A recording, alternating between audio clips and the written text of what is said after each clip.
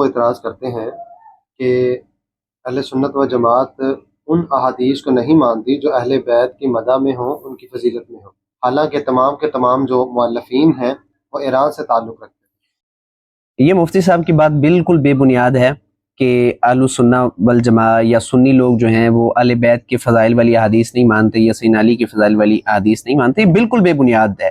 آپ دیکھیں امام بخاری کو، امام مسلم، ترمذی، نسائی، ابن ماجہ، امام ابو داؤد کو پورے ابواب قائم کیے ہوئے ہیں۔ امام بخاری نے سیدہ فاطمہ کے فضائل میں لکھا ہے کہ نبی کریم صلی اللہ علیہ وسلم نے فرمایا کہ آپ میرے جگر گوشہ ہیں۔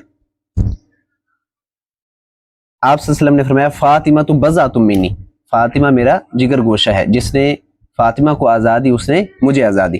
تو اہل البیت کے جو فضائل امام مسلم نے بیان کیے ہیں اور امام ترمذی، نسائی، ابن ماجہ نے بیان کیے ہیں، تو شاید یہ فضائل ایسے صحیح فضائل تو آپ کے شیعہ نے بھی بیان نہ کیے ہوں۔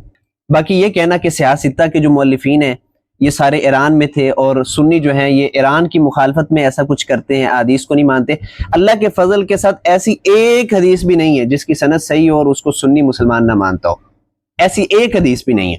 ساری احادیث جن کی سند صحیح ہے، ان کی صحت پر اتفاق ہے، تو سنی عوام بھی، سنی علماء بھی اس کو دل و جان سے تسلیم کرتے ہیں۔ البتہ جو نیم رافضی لوگ ہیں وہ نہ کریں تو نہ کریں، یہ ان کا مسئلہ ہے، ہمارا مسئلہ تو نہیں ہے۔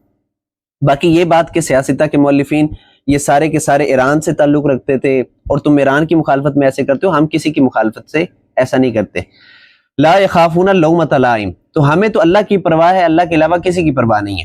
تو یہ بات بھی غلط ہے کہ سارے ایران سے تعلق رکھتے تھے۔ ہاں یہ بات ٹھیک ہے کہ امام مسلم، امام ابو داؤد اور امام ابن ماجہ یہ ایران سے تعلق رکھتے تھے، لیکن یہ کہنا کہ سارے ہی ایران سے تعلق رکھتے تھے یہ بات غلط ہے۔ امام ترمذی اور امام بخاری موجودہ ازبیکستان جو کہ یو ایس ایس آر کے انڈر تھا اور 1991 میں آزادی ملی، تو ان کا تعلق اس علاقے سے ہے۔ اسی طریقے سے امام نسائی، ان کا تعلق موجودہ ترکمانستان کے ساتھ تھا اور یہ بھی یو ایس ایس آر کے انڈر ہی تھا، 1991 میں یہ آزاد ہوا ہے۔ تو مفتی صاحب نے تو سب کو یہ کہہ دیا کہ امام بخاری، امام مسلم، امام ترمذی، امام نسائی، امام ابن ماجہ یہ سارے کے سارے ایران سے تعلق رکھتے تھے۔ پتہ نہیں مفتی صاحب کہاں سے ہسٹری پڑھتے ہیں اور کون ان کو پڑھاتا ہے، ہماری سمجھ میں تو بات نہیں آتی۔